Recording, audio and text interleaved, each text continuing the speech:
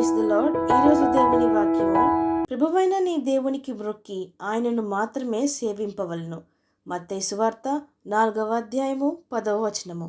ప్రజలారా, మన ప్రభువైన యేసుక్రీస్తు విధంగా అంటున్నాడు, ప్రభువైన నీ దేవునికి మ్రొక్కి ఆయనను మాత్రమే సేవింపవలను అని. ప్రజలారా, మన జీవితంలో మన యేసుక్రీస్తు ప్రభువుకే మొదటి స్థానము. ఆయనకే మన మొదటి ప్రాధాన్యత ఉండవలెను. ఆయననే మనము సేవింపవలెను. ఆయననే మనము ఆరాధించవలెను. ఆయనను మాత్రమే మనము మొదట ప్రేమింపవలెను. ఆయనకు మాత్రమే మనము మ్రొక్కవలెను. ఎందుకనగా ఆయనే మన దేవుడు, మన తండ్రి, మనల్ని సృజించిన సృష్టికర్త గనుక. మన హృదయంలో కేవలము మొదటి స్థానము మన రక్షకుడైన యేసుక్రీస్తు ప్రభువుకే ఉండవలెను.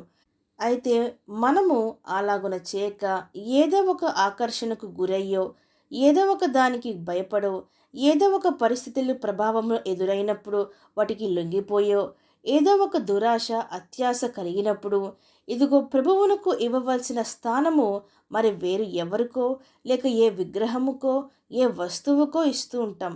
ఆనాడు ప్రభువు 40 దినములు 40 రాత్రులు ఉపవాసము ఉండిన తరువాత బాగా ఆకలితో ఉన్నాడు. కానీ అట్టి పరిస్థితుల్లోనే అపవాది యొక్క శోధన వచ్చెను.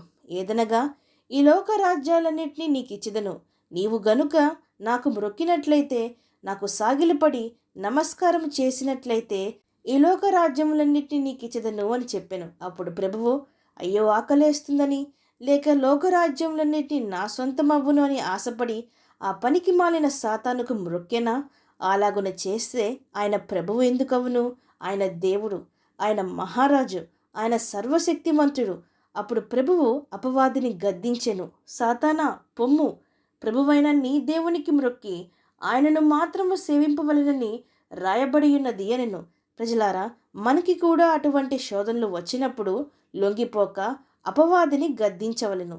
జీవము కలిగిన దేవుని వాక్యంతో వాడిని తరిమి కొట్టవలెను.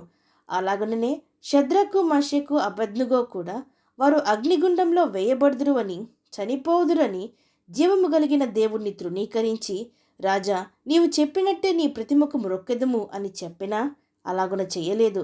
రాజునే వారు గద్దించెను, నెబుకద్నెజరు, ఇందును గూర్చి నీకు ప్రత్యుత్తరం ఇయ్యవలసిన చింత మాకు లేదు. మేము సేవించుచున్న దేవుడు మండుచున్న వేడిమిగల ఈ అగ్నిగుండం నుండి మమ్మను తప్పించి రక్షించుటకు సమర్థుడు. మరియు నీ వశమున పడకుండా ఆయన మమ్మను రక్షించును. ఒకవేళ ఆయన రక్షింపకపోయినను, రాజా నీ దేవతలు మేము పూజింపమనియు నీవు నిలువబెట్టించిన బంగారు ప్రతిమకు నమస్కరింపమనియు తెలుసుకొనుము అని చెప్పెను. ప్రజలారా, మనలో అనేక మందిమి మనుషులకు మ్రొక్కుతూ ఉంటాం.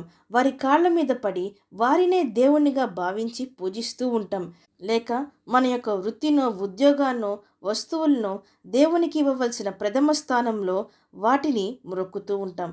అన్య ఆచారాలు, అన్య పద్ధతులు అనుసరించి పోతపోసిన మనుషుల చేతి పని అయిన పనికిరాని విగ్రహములను మ్రొక్కుతూ ఉంటాం. ప్రజలారా, అది మనకు తగదు. మనము ఆరాధించడము గాలికి మ్రొక్కడము కాదు. మనము ఆరాధించే, ప్రేమించే దేవుడెవరో మనకు బాగుగా తెలుసును.